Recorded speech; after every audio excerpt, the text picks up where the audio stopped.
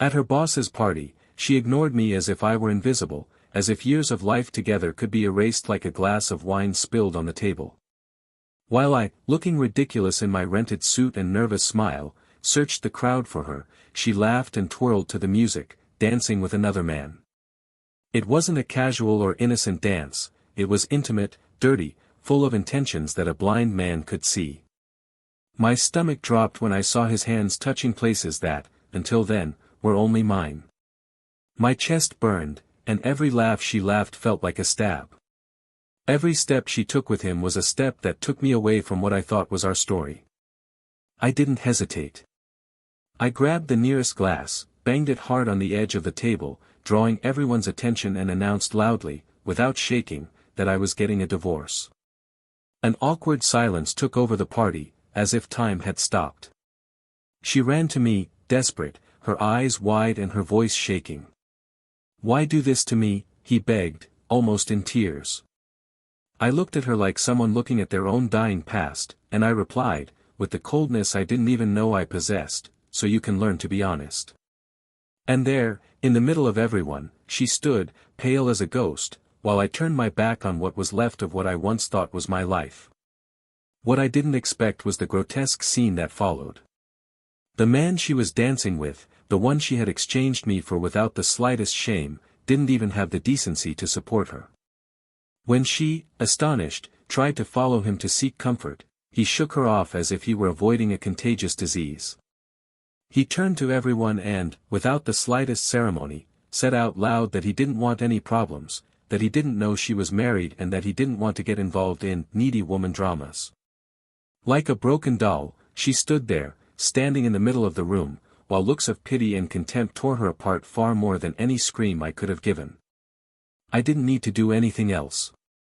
Humiliation was responsible for destroying what little was left of her image. As I left the party, I felt a bitter mix of pain and relief. It was as if, at that moment, I was ripping off my own skin to be born again. Her shame, loneliness, abandonment, all of that was just a reflection of what she had made me feel in the last few months, years perhaps, without me even realizing it. The difference was that now, everyone knew. Now, she was the one who would bear the weight of betrayal written on her face. I was no longer the silent victim. I was the man who refused to accept less than I deserved. Each memory came to my mind like a slap. The nights I waited up, believing she was just late for work. The cold messages, the lame excuses, the mechanical kisses, as if you were fulfilling a duty. Everything made sense now. The betrayal didn't start at that dance, it didn't start at that party. It had been unfolding for a long time, in every small gesture, in every word spoken without a soul, in every absence disguised as commitment. I just refused to see it. That night, the path to my house felt like crossing a desert. Each step was a fight against the urge to look back, to try to find some shred of doubt that would make me go back. But there was no doubt. There was only the brutal certainty that I had been betrayed in what was most sacred, trust. And that, I knew, could not be reconstructed. I could forgive a mistake. But cheat? To betray was to kill slowly, cowardly, without blood, but with deep scars that time would never erase. The days that followed were silent. She tried to look for me. Messages, calls, hastily written letters, all begging for a chance, swearing that it wasn't what it seemed, that it was a mistake, that the drink, that the moment. Pathetic excuses that in no way diminished the weight of what she had done. The worst thing of all was realizing that, even after all the public humiliation, she still didn't understand that what destroyed everything wasn't the act of dancing or getting involved with someone else. It was the daily choice to lie, to hide, to belittle the love that one day promised to honor. And when I finally agreed to see her, just to end it in a civilized way, she appeared dejected, with her eyes sunken from crying. I didn't feel hate. Not sorry. I felt empty. As if she were just a shadow of who was once important to me. "I still love you," she said, her voice cracking. "But loving is not cheating. Loving is not humiliating. Love is not turning your back on those who have always been there. I listened to her in silence, as she reeled off a litany of regrets that changed nothing. Time passed, and with it, the open wound became a scar. Not because I forgave her, but because I learned to forgive myself for loving someone who didn't deserve it. Life, ironically, had something even better in store for me. In the midst of the ruin, I found someone who knew how to see my wounds without using them against me, who knew how to rebuild what was broken without having to erase what I was. Someone who understood that love is partnership, it's a daily choice, it's respect even on the worst days. But this story still has one last surprise in store. An unexpected revelation that connects everything in a way that not even I could have predicted. A hidden piece in the puzzle that explains not only the betrayal, but its roots, much deeper than I imagined.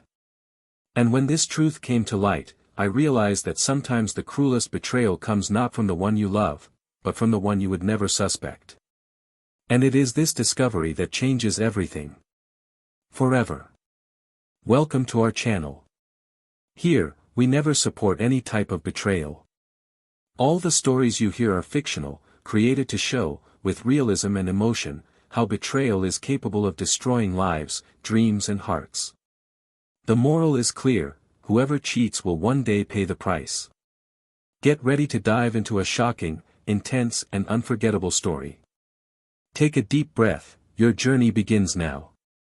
David and Emma were the perfect portrait of what many would call a solid couple. Married for 8 years, they shared not only a house in a quiet, leafy neighborhood, but also a life that seemed, to everyone's eyes, carefully intertwined with affection, respect and common dreams.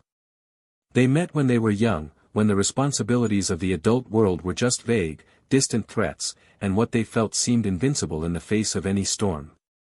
David, with his serene nature and a sense of humor that warmed up any environment, won Emma over on a rainy afternoon, in the cafe of the small bookstore they both frequented.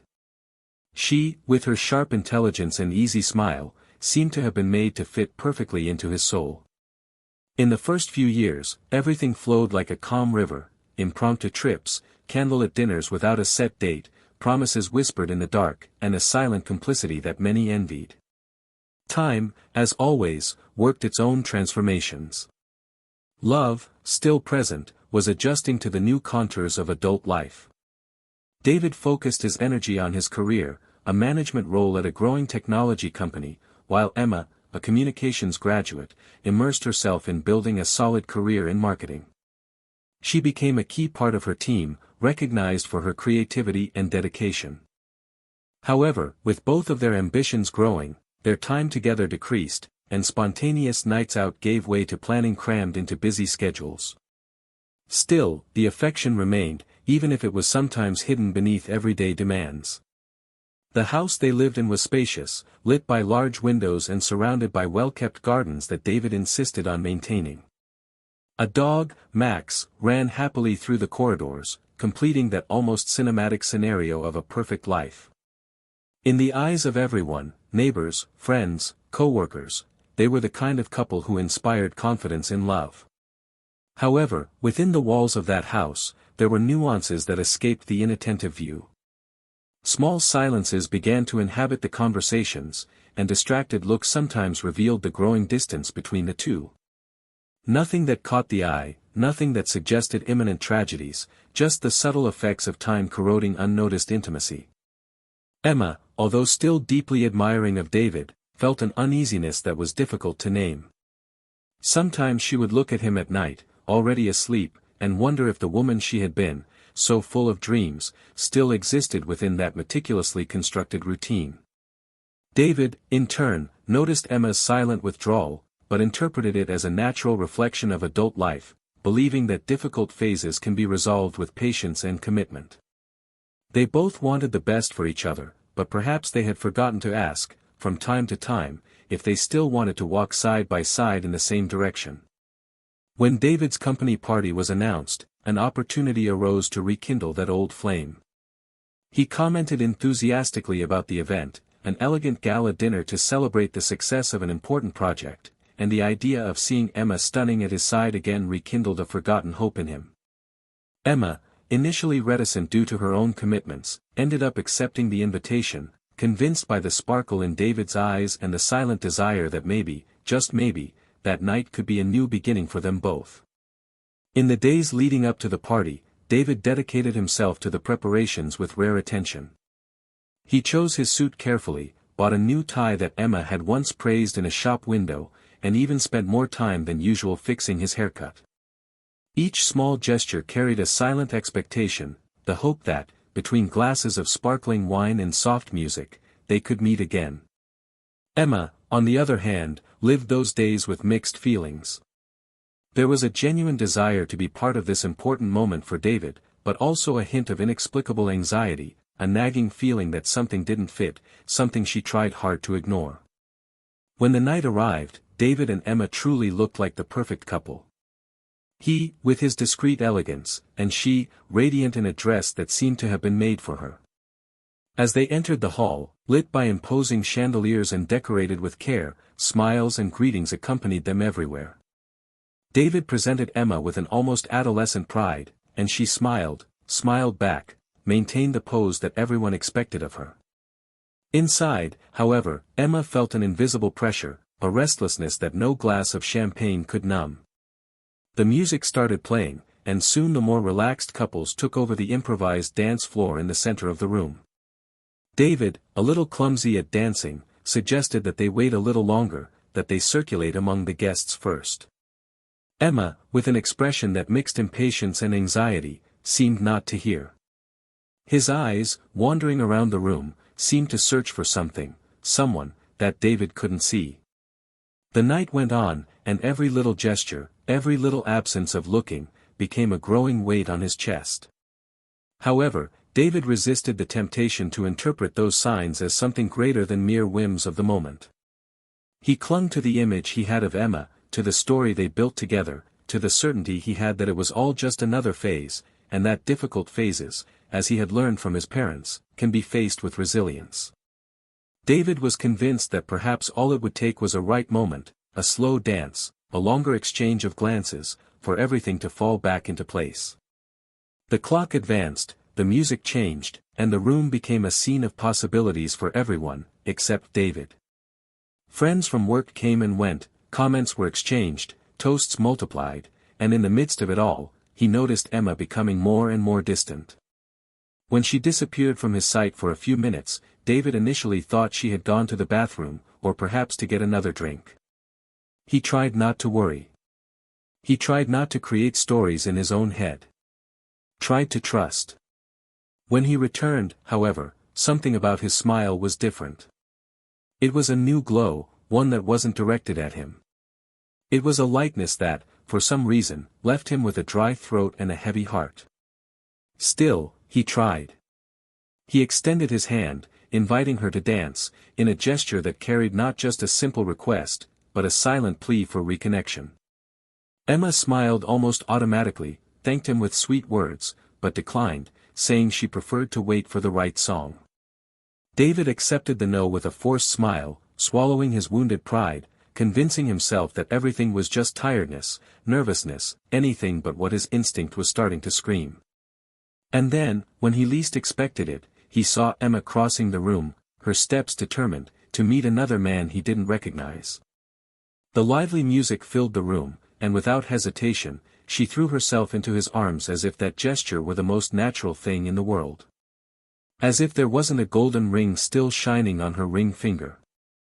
David's stomach dropped. The environment, once vivid and welcoming, became claustrophobic. The laughter echoed in his head like mockery. Cold sweat ran down his temples.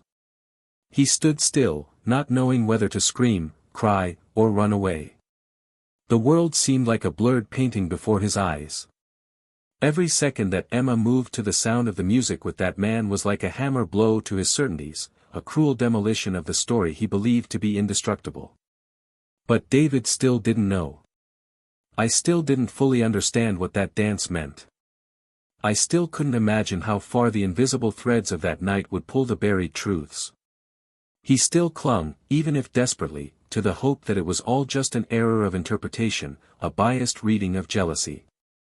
What David didn't know was that that party would be the beginning of something that would change his life forever, a succession of revelations that would expose not only the weaknesses of the marriage, but also truths much deeper and more painful than the simple idea of betrayal. And maybe, just maybe, the biggest shock was yet to come. David tried to convince himself that the discomfort he felt was exaggerated, that dance just meant lightness, that Emma just needed a moment of relaxation amidst so many demands that life imposed on them. He remained motionless, watching, as the sound enveloped the room and the golden lights reflected off glasses raised in careless toasts. It was as if everyone around him was plunged into noisy happiness, while inside him a deafening silence grew, a vacuum that sucked away all reason. Emma's movements with the stranger were light, loose, and there was a new sparkle in her eyes, a laugh she hadn't remembered seeing in a long time.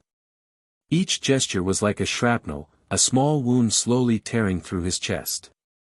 He forced a smile when talking to colleagues, answered questions mechanically, disguised his discomfort as best he could, but inside, every fiber of his being begged for it to end soon.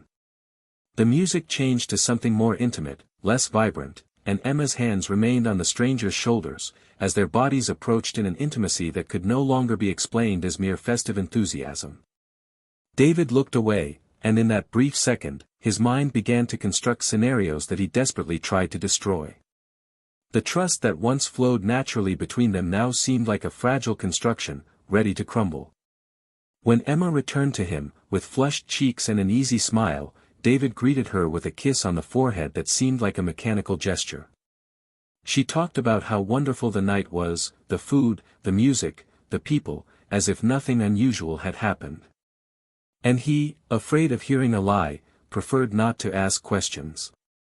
He preferred to swallow his anguish and try, in some way, to preserve what could still be saved. Pretended. He pretended like so many do when they realize that the truth hurts more than the illusion. They continued like this through the night, trapped in a bitter scenario, until the party began to empty out and the social obligation to remain there came to an end. The way back home was a silent journey. Emma, sitting next to him in the car, seemed absorbed in her own thoughts, scrolling through her cell phone with an unreadable expression. David drove on autopilot, his hands firmly on the steering wheel, trying to organize the chaos of emotions that invaded him. I wanted to believe that suffocating feeling would pass, that when I woke up everything would seem smaller, less important. But deep down, I already knew that something had changed. The house received them with its usual silence. Max wagged his tail excitedly, but the happy sound was not enough to dissipate the tension. David said good night, went upstairs, and threw himself into bed without even waiting for Emma to come and lie down. He stood there, with his eyes open in the dark, hearing light footsteps in the hallway, doors closing, messages being typed on his cell phone, and a growing emptiness occupying all the space around him. The following days were a succession of automatic gestures. Work, meetings, dinners without conversation, cold touches. Emma seemed increasingly absent, as if her physical presence were just a remnant of the woman who had once been by her side. David tried to justify every departure, every smile that was no longer directed at him, every evasive answer. I tried to hold on to the hope that everything was just the result of tension, tiredness, and accumulated stress. But deep down, something screamed inside him, asking to be heard. Something he tried to silence until he couldn't anymore. On a random Friday, returning home early from work, David decided he needed to break the silence. He needed to look into Emma's eyes and seek, even if only in pain, the truth that was already haunting him. The house was silent when he entered. He called her name, but got no response. Max, lying on the living room rug, just looked at him with disinterest. He went up the stairs, walking slowly, as if he were afraid of finding something he didn't want to see. The bedroom door was ajar, and from inside came the muffled sound of laughter. David stopped in the doorway, his heart beating so hard it felt like it wanted to jump out of his throat. He pushed the door open with his fingertips, and what he saw was enough to freeze his entire body. Emma, sitting on the edge of the bed, laughed while talking on her cell phone to someone. It wasn't a casual conversation. His voice was sweet, intimate, full of complicity. She didn't notice him there, standing like a statue. David heard his name being changed by nicknames that had never been used between them. He heard promises whispered with a tenderness he hadn't heard in a long time. Every word was a precise stab. When Emma finally noticed her presence, she froze. He tried to hide it, tried to turn off the cell phone quickly, but it was too late. The silence that fell between them was unlike any before. It was a heavy, absolute silence that said more than any accusation could. David didn't need to ask questions. There was no need to demand explanations. It was all there, in the way Emma looked away, in the guilt written in every trembling movement of her hands. He just stared at her for long seconds, trying to find in her the woman he had loved. But she seemed as distant as a forgotten memory. He turned without saying a word and walked down the stairs with firm steps, his chest heaving with pain and anger. Each step was a silent goodbye to what they had built. Each step was a definitive break. That night was different from all the others. There were no fights, there was no shouting. Just the bitter sound of disappointment filling every room in the house. David didn't sleep. He spent hours sitting on the balcony, staring into space, replaying in his mind every moment, every choice, every concession that had brought them there. Emma tried to get closer, tried to explain, tried to justify the unjustifiable, but her words were like distant echoes, without the strength to penetrate the wall that now rose between them. By dawn, David knew what he needed to do. The decision ripened in his mind like a bitter fruit. There would be no forgiveness, there would be no second chances. When respect is broken, nothing remains whole. It was necessary to rescue what was left of his dignity, of his self-love. It was necessary to rise from the ashes of humiliation and rebuild your life away from that rotten love. And it would be that night, in front of everyone, that he would put an end to that story. No more silences.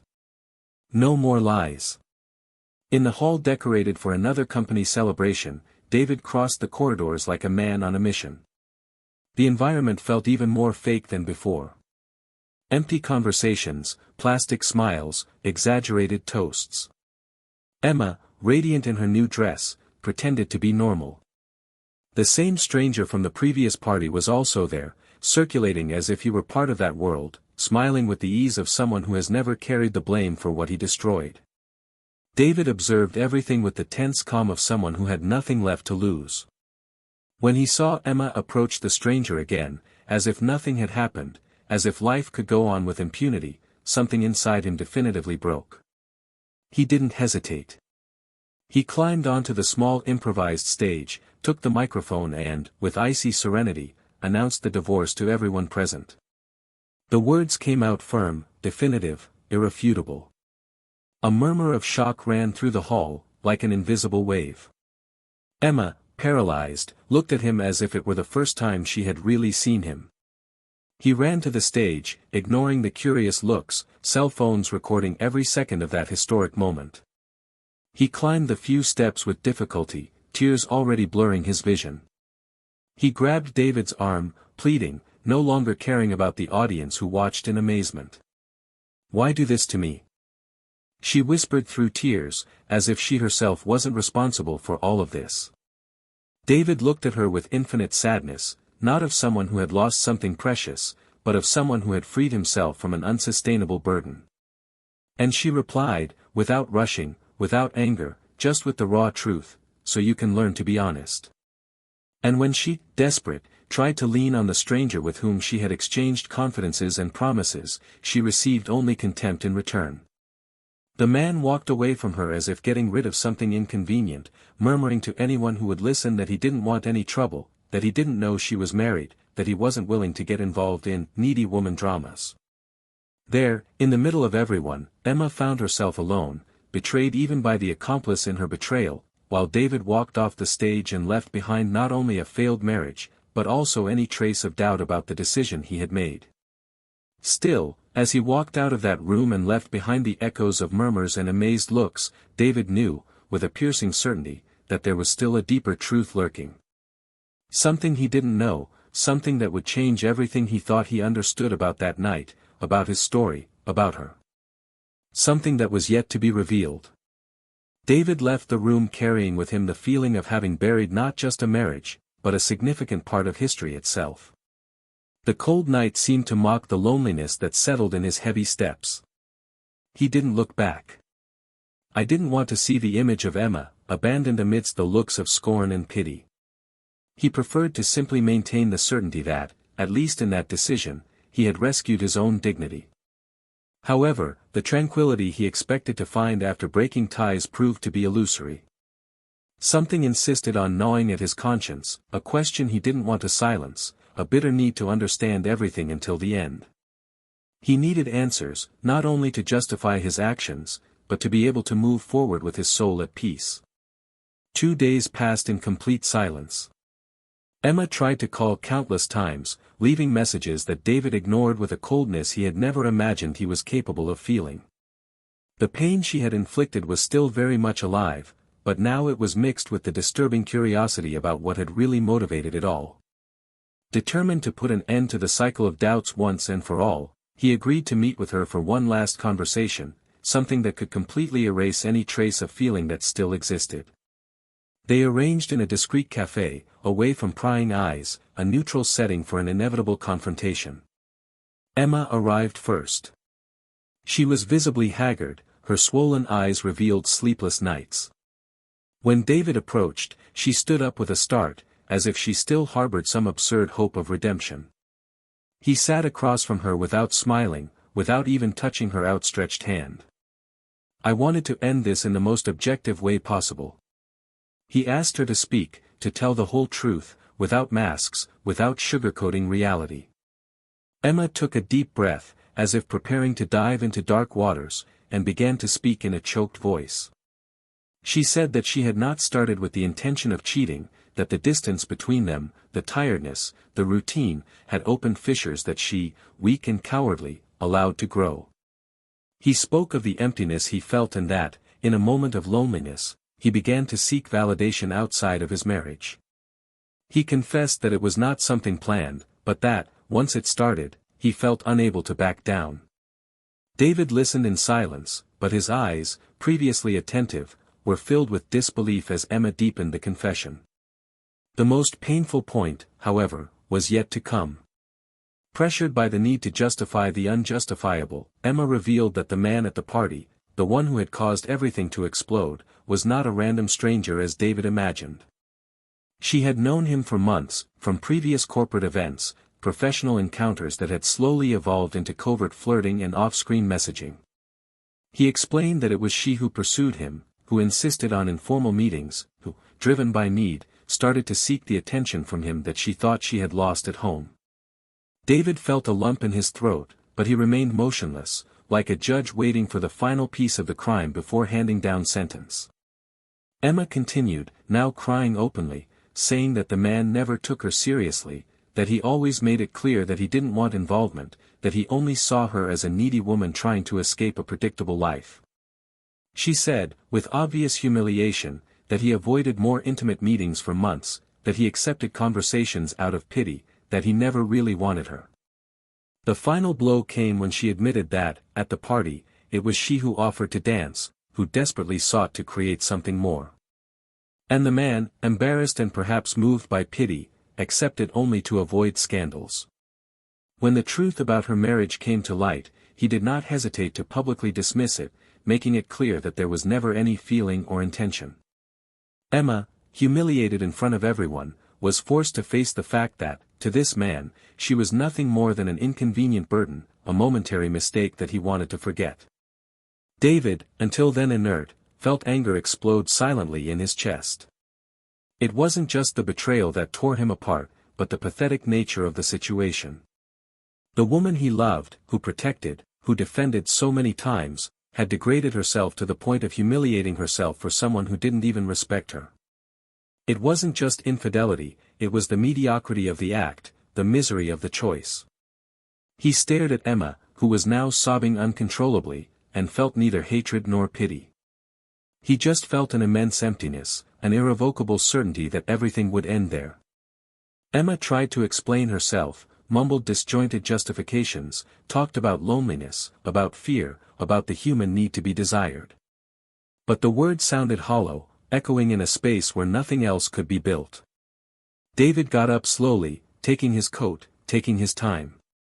He looked at her one last time, recording that shattered image in his memory, not as revenge, but as a reminder of how far human beings can go when they forget the value of their own dignity. Without saying anything else, he turned and left the cafe, feeling the cold street air hit his face like an invigorating slap.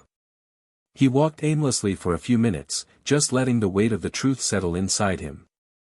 Each step seemed firmer, as if, by abandoning that story once and for all, he was recovering fragments of himself that he didn't even know he had lost. Now there were no more doubts, no fantasies, no room for regrets. The marriage, the life they built, the dreams they once cherished together, everything was dead. But David was alive. And for the first time in a long time, he felt like it was possible to start again, without lies, without illusions, just with the brutal, liberating truth that had somehow made him stronger. Still, even with all this clarity, there was something he still didn't know, something hidden between the lines of that twisted story, a detail that would forever change his perception of everything he experienced. Something that fate, relentless as always, would soon reveal. David walked along the sidewalk with no fixed destination, the cold wind hitting his face and bringing him a strange feeling of freedom. The city looked like a faded landscape, streetlights flickering through the thin fog that was beginning to form. Every step he took was a silent farewell to a part of himself that no longer existed. There was no turning back, no more rescue for that story that had rotted from the inside out. He walked for a few blocks until he stopped in front of an almost deserted square. He sat down on a damp wooden bench and let his head fall back, looking at the opaque sky where few stars dared to shine. As he tried to compose himself, the phone vibrated in his pocket. An unknown number. He hesitated for a second, but answered, driven more by instinct than will. The voice on the other end was male, firm, slightly familiar. He identified himself as Ethan, a co-worker of Emma's, someone David knew only by sight, from the few parties and events he had attended. At first, David considered hanging up, thinking it would be another desperate attempt at indirect reconciliation. But Ethan's words cut through the fog of his mind like sharp blades. He spoke cautiously, but bluntly. He said there were things David needed to know, things Emma would never tell him, that she had manipulated much more than it seemed. It revealed that the approach with the man at the party, far from being just an outburst of need, was part of Emma's long-standing search for something that David could not offer her, a social projection, a public validation that he, humble and discreet as he always was, never prioritized. Emma, according to Ethan, didn't just want to be loved, she wanted to be seen, admired, envied. And to do so, she chose to foster a false relationship with someone who she thought could take her to that status. David felt anger rising hotly in his throat, but he forced himself to remain calm. He asked Ethan to be direct. And it was like that, with the brutal coldness that only the truth carries, that he learned that Emma had not only tried to get involved with that man for months, but that, before that, she had used events and get-togethers to tease, flirt and insinuate herself to others who she considered socially advantageous. Everything hidden, all while, at home, I demanded more attention from him, more affection, more commitment. A meticulously constructed farce, fueled by the insatiable need for external validation. David's blood ran cold. It wasn't just the physical betrayal that was now revealed, it was the moral, emotional betrayal, the silent disregard for the values he defended. Ethan's every word was a piece of a sinister puzzle that he didn't want to put together, but that fit with cruel perfection into the gaps of everything he had experienced in recent years. The connection ended with a sincere apology from Ethan for not having said anything sooner, for having been complicit in his silence. David thanked him dryly and put the phone back in his pocket with weary slowness. The world seemed to have suddenly become strange and hostile. He knew he needed to confront Emma with this last stab, not because he still hoped for some redemption, but because he needed to look into her eyes and see, for the last time, the naked truth, without veils, without excuses. He got up from the bench, walked back to his car, drove without thinking to the house where they had lived for so many years together, where every wall now seemed to betray the trust that had once existed there. The light in the room was on. Emma, sitting on the couch, hugged her knees to her chest, lost in her own demons. When David entered, she looked up with a start, as if his mere presence was hope. He didn't speak immediately. He took off his coat, threw it on the armchair and crossed his arms, looking at her with an expression that was no longer one of anger, nor of pain, but of absolute exhaustion. Emma opened her mouth to speak, but he raised his hand, asking for silence. He walked to stand in front of her and, in a low, firm voice, asked if she had anything else to confess. She hesitated, blinking rapidly, searching deep within her soul for some last shred of dignity. He murmured that he had already said everything. David took a deep breath, closing his eyes for a moment before continuing. He said he knew everything now. Who knew about the flirtations, about the manipulations, about the desperate search for something she never had the courage to ask him for? Emma collapsed right there, her shoulders shaking with suppressed sobs. He tried to explain himself, but the words came out disjointed, crossed by a cry that sounded more like shame than regret. David crouched down in front of her, forcing her to face him. He asked if, at some point, she truly loved him or if she just loved the idea of being loved, of being seen through his eyes while secretly seeking other spotlights. Emma, with a hoarse voice and red eyes, replied that she loved, that she still loved, but that she had lost herself along the way, suffocated by her own insecurities, seduced by the illusion that she could have something more, be someone else. He said he didn't know where he had become this stranger who embarrassed him today.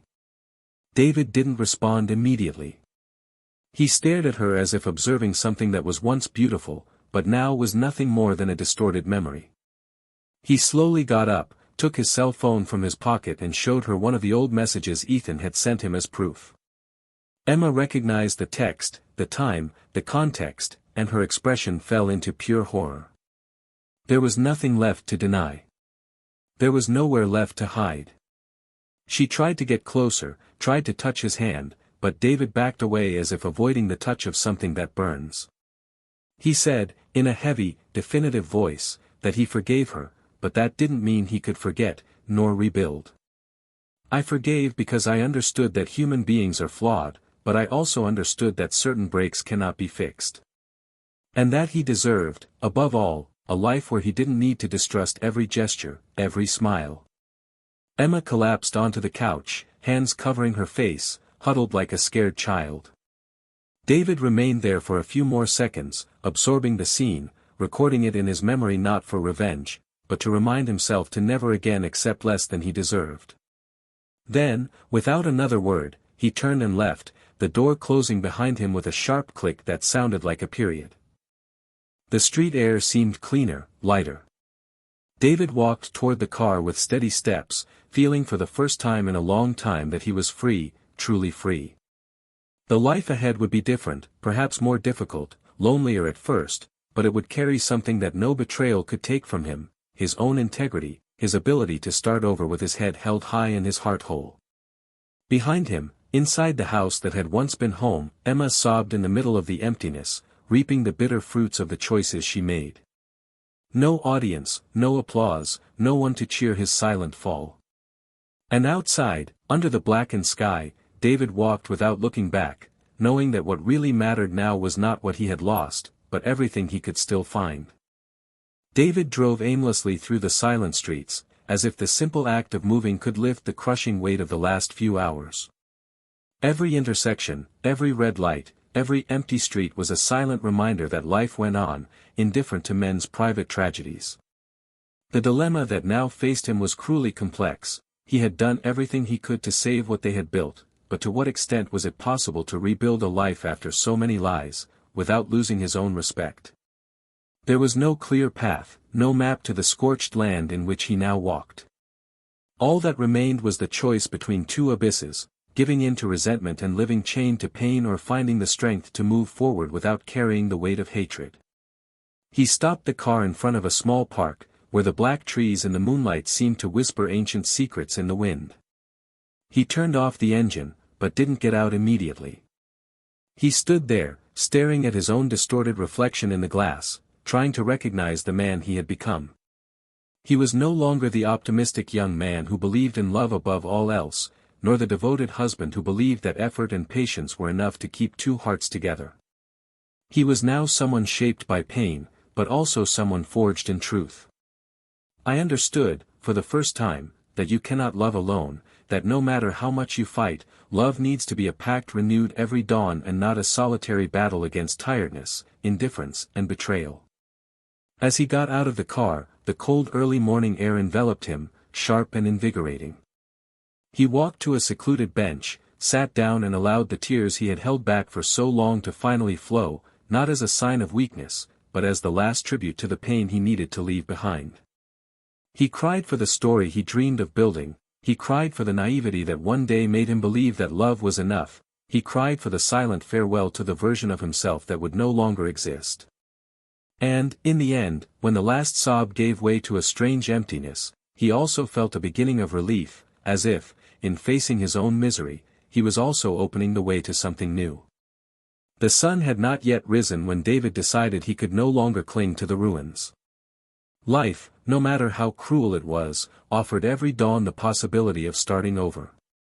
He would leave behind not only Emma, but also the version of himself that was content with crumbs of love. He got up, took a deep breath and returned to the car with the silent decision to reinvent himself, to find, somewhere in the future, a new version of happiness that didn't depend on anyone's approval. In the days that followed, David focused on practical actions. He looked for a new apartment, something small, simple, but something he could call home without carrying the ghosts of the past. He took care of the divorce documents, the remaining assets to be divided, the bureaucracies that, so cold, seemed to mock the intensity of what they had experienced. Emma didn't try to stop him. He signed everything with the resignation of someone who knows that any attempt would be just another unnecessary humiliation. In brief meetings to resolve practical issues, she avoided his gaze, spoke quietly, and seemed to shrink into her own skin, as if guilt had corroded not only the relationship but also her identity. Every little detail of the end was another nail in the coffin of the story they built. Handing over the keys, sharing personal belongings, selling the car they bought together. Each act was a wound that, paradoxically, also healed. It wasn't easy. In many moments, David found himself immersed in memories, a trip, a laugh, a complicit look exchanged in the middle of a crowd. The pain of loss was not just in abandoning Emma, but in burying everything good that existed between them, knowing that no memory, however sweet, could erase what she did. In the midst of this process, the moral dilemma that haunted him became clearer.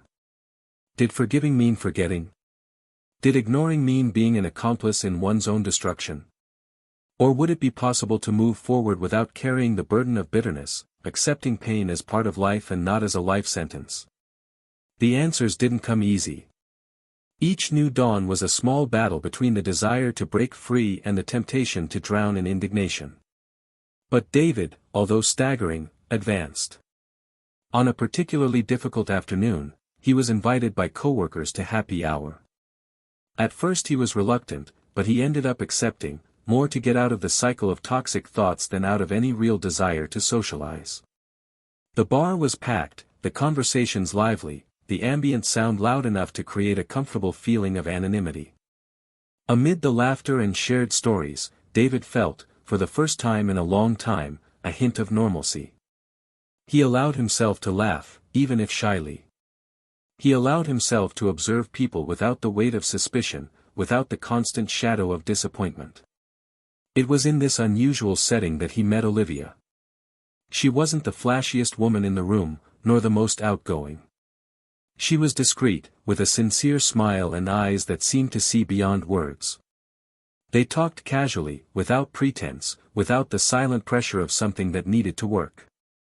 It was just an exchange of experiences, of small everyday stories, but which, in some way, touched forgotten points within David.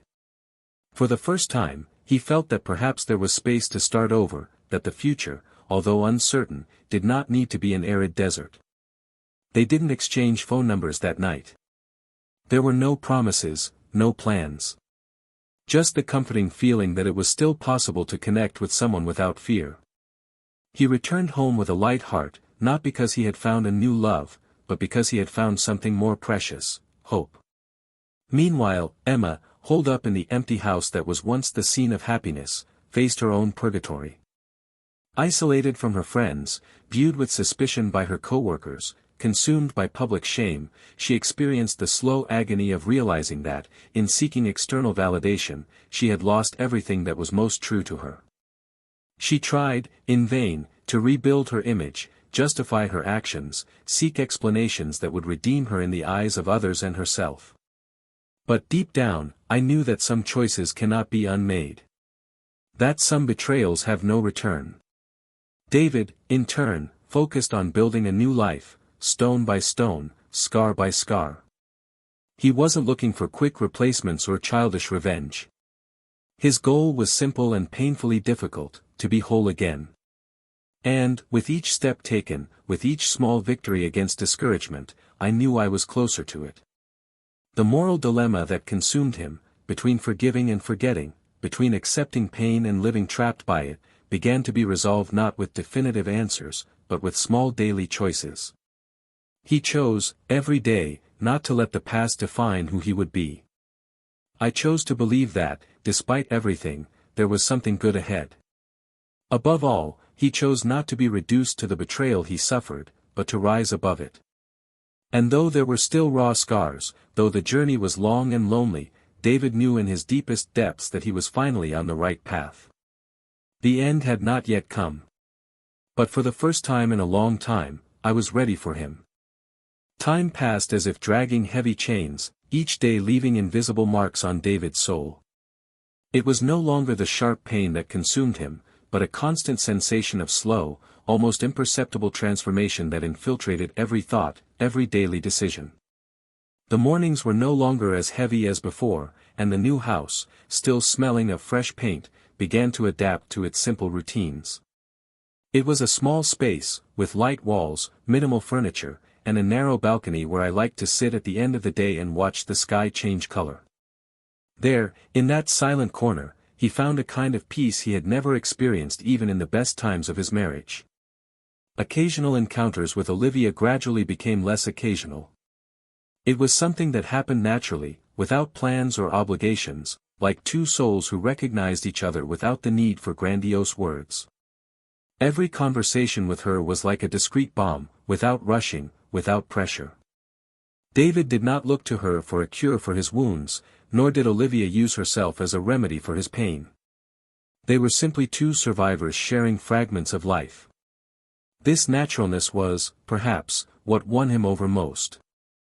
There were no masks, no unrealistic expectations, just the mutual acceptance that they were, above all, beings under reconstruction. One night, as they walked together through the quiet streets lit by the yellow light of the streetlights, Olivia lightly touched his arm and asked, with gentle frankness, if he believed it was possible to love again after having suffered so much. David took a while to respond. Not because I didn't know what I felt, but because I felt like every word needed to be carefully chosen. He said that perhaps love, as he had known it before, had died for him, but that something different, something more mature and less illusory, could emerge from the ashes. Olivia smiled with understanding sadness and replied that perhaps it was like that real love was not made of the euphoria of conquest, but of the silent persistence of those who choose to stay even after knowing all the imperfections. Those words echoed inside David for days, like a song you hear in the background but never forget. The idea that love didn't have to be perfect to be true slowly took root in his mind. Still, there was a visceral fear within him of giving himself away again. The memory of Emma's betrayal was no longer an open wound, but it was still a lingering shadow, a constant reminder that trust was, above all, an act of courage. While David tried to find his feet, Emma faced the weight of her choices in increasing loneliness. After the final separation, the few friends who still supported her began to move away, some out of shame, others because they didn't know how to deal with the spiral of guilt and despair she was carrying. At work, although he remained competent, the atmosphere had become hostile.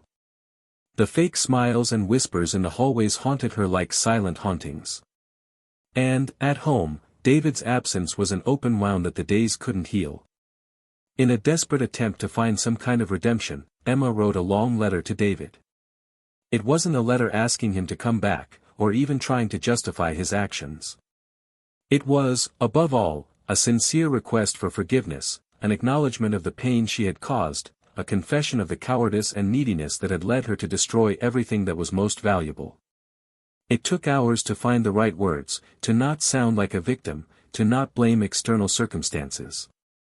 When he finally finished, he read and reread it several times before deciding to deliver it in person. He met David one afternoon, leaving work. He was distracted, talking on the phone and laughing at something he had heard, a light laugh that Emma hadn't heard in years. She waited patiently until he hung up, approaching with uncertain steps.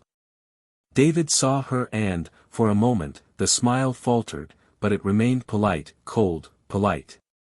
She held out the letter without saying anything, just with a hesitant gesture. He accepted, more out of respect than curiosity, putting the envelope in his pocket without even opening it there. There were no words. There were no hugs, no goodbyes. Emma turned and walked back down the sidewalk, feeling that, in that brief encounter, she had lost something more precious than any material possession, the chance to be seen, even in her sincere regret. That night, sitting on his porch, David opened the letter and read it in silence. Each line was a painful confession, a broken mirror where he saw not just Emma's mistakes but also his own silent failings, the times he chose work over talk, the times he thought love could survive only with good intentions and little effort. It wasn't an excuse for what she'd done, but it was a reminder that relationships don't die from a single blow, but from thousands of small cuts. He folded the letter carefully and kept it, not as a trophy, but as a milestone of something that needed to be recognized in order to be overcome. He decided, at that moment, that he would forgive Emma, not because she deserved it, but because he deserved the freedom that forgiveness brought. I wouldn't carry a grudge. He would not allow bitterness to define his next steps. The next morning, he met Olivia for coffee in the same place where they met. She noticed something different about him, a quiet relief, a lightness that came not from forgetfulness but from mature acceptance.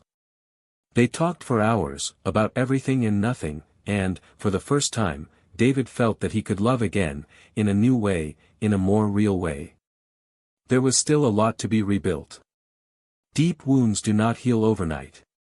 But now he knew he was walking, not running away. And as he walked, side by side with someone who respected his silence and celebrated his small victories, he understood that happiness is not something that is found suddenly, but something that is built, day after day, with courage and patience. Emma, in her self-imposed solitude, learned to live with the echo of the choices she made. There was no easy redemption, no possible reconquest. There was only the slow and painful path of facing herself, without filters, without excuses. Maybe, somewhere in the future, she too would find peace. But at that moment, her life was a mosaic of regrets that she had assembled herself, piece by piece. And so, between silent beginnings and farewells without applause, everyone's lives continued, slow, imperfect, but still full of unexpected possibilities ahead. Time advanced like a silent tide, carrying with it the remains of what had been David's former life. He no longer tried to resist change, he accepted them as an inevitable part of the reconstruction he had chosen to embrace. In the new apartment, the walls were gradually filled with discreet signs of life, books stacked leisurely, a soft armchair by the window, a coffee maker that exuded the aroma of new beginnings. Everything there spoke about the conscious choice to live for oneself, without dependencies, without the weight of unresolved stories. The wounds healed without fuss, and the pain that once dominated him was now a memory, not a chain tying him to the past, but a firm reminder of what he would never accept again. On quiet afternoons, David walked through nearby parks, watching children play, couples laughing on wooden benches, dogs tugging on their leashes with unbridled joy. Each scene, no matter how mundane, was an affirmation that life, in its purest essence, was made up of small moments of truth. He no longer felt jealous of other people's happiness. I felt hope. With each step, with each smile he exchanged with strangers, he rebuilt his ability to believe that not every relationship needed to be marked by disappointment.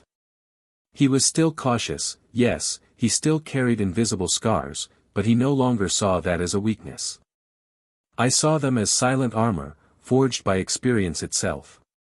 With Olivia, the relationship grew unlike anything I had ever experienced. There was no adolescent eagerness to fill empty spaces, no desperate need to be saved from oneself. There was understanding, respect, and the tacit recognition that they both came from battles that had shaped them in irreversible ways. On calm nights, sitting side by side on the porch, they didn't need many words. The silence between them was comfortable, filled with a connection that required no proof or spectacle. David now understood that true love doesn't shout, it doesn't demand, it doesn't consume. True love whispers, accompanies, sustains. While David flourished, Emma sank deeper and deeper into her own private abyss. The choices he had made took a daily, relentless toll.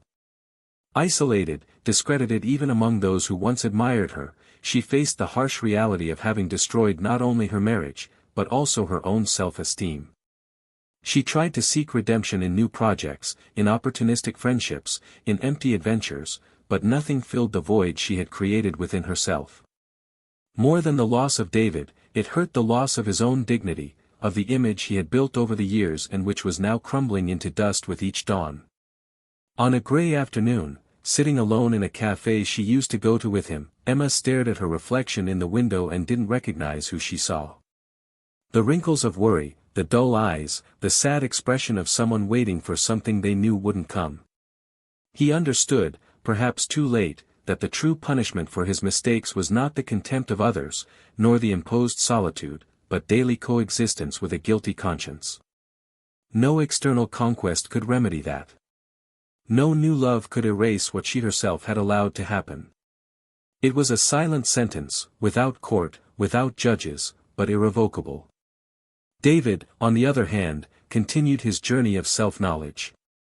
He decided to invest in himself in ways he had never considered before. He enrolled in courses he had always postponed, resumed old hobbies, met new people without rushing or fear. Each small personal achievement was celebrated as an immense victory, not because of its grandeur, but because it represented the ability to move forward despite the scars. His life was now marked not by the absence of pain, but by the presence of purpose. Months later, during a short trip to a neighboring town, David and Olivia decided to explore a local fair. Among colorful stalls, aromas of fresh food and carefree laughter, he saw her dance awkwardly to music played by street musicians. It was not a rehearsed or performative dance, but a free, spontaneous movement, filled with genuine joy. David laughed, genuinely, and for a moment, everything he had experienced before seemed distant, as if it belonged to another life, to another man. He approached her, took her hand and, without ceremony, let himself be carried away by the improvised rhythm. There, in that imperfect and real moment, he knew he had found himself again. Meanwhile, Emma watched the seasons pass through the window of her empty apartment, each change in weather a cruel reminder that time did not stop for her to regret. She tried to write, she tried to reconnect with old friends, she tried to fill the empty space with charitable projects, but none of these acts could heal the wound she had opened herself. On sleepless nights, she mentally revisited every choice, every omission, every small betrayal that had led her there. He finally understood that life does not punish with scandalous blows, but with the continuous silence of irrelevance. And so, while David built his new life, made of small true joys, Emma sank under the weight of lost opportunities. There were no villains or good guys in this story. Just people, with their glaring imperfections, their irredeemable flaws, and their painful attempts to find meaning amid the chaos of their own choices. Life, impartial as always, continued its course, indifferent to human dramas, but generous enough to offer, to whoever wanted it, the chance to start over. David, now fully aware of the value of peace itself, knew that some stories end not with explosions or dramatic declarations, but with the silent acceptance that certain chapters need to be closed so that others can be written. And that, sometimes, the greatest act of love we can have for ourselves is to turn the page without hate, just with gratitude for what has been learned. And so this story ends. A story that teaches us that betrayal destroys not only relationships, but also the essence of the person who betrays. That reconstruction is possible, yes, but it requires courage, patience and a renewed faith in life. And that, above all, self-love is the only solid foundation for any other type of love. If you've made it this far, leave your thoughts on this story in the comments. We really want to know your opinion, it is very important to us. And if you are not yet subscribed to the channel, take the opportunity to subscribe now and follow new impactful stories like this. Always remember, this channel does not support, does not encourage and does not justify any type of betrayal. Here, we believe that loyalty and honesty are the true pillars of any relationship. Until the next story.